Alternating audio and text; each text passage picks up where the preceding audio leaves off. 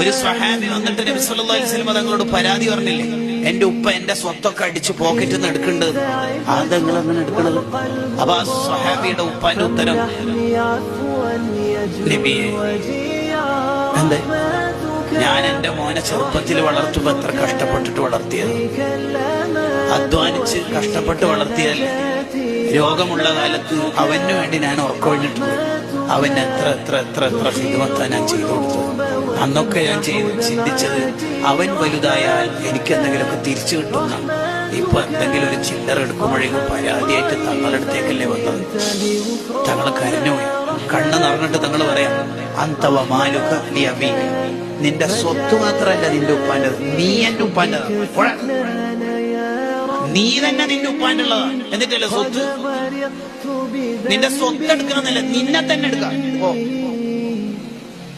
കണ്ടോ, ഉപ്പാക്കുമ്മാക്കും നമ്മളെ ആവശ്യമുള്ള, നമ്മൾക്ക് ആവശ്യമുള്ള സ്വത്ത് അവർക്ക് കൊടുക്കാൻ അള്ള തന്നിട്ടുണ്ട്. എന്നിട്ട് നമുക്ക് കൊടുക്കണില്ലെങ്കിൽ അവരെടുത്താലും കുഴപ്പമില്ല എന്നാണ് ഇതിന്റെ വ്യാഖ്യാനങ്ങൾ മഹാന്മാർ എഴുതി വെക്കണം.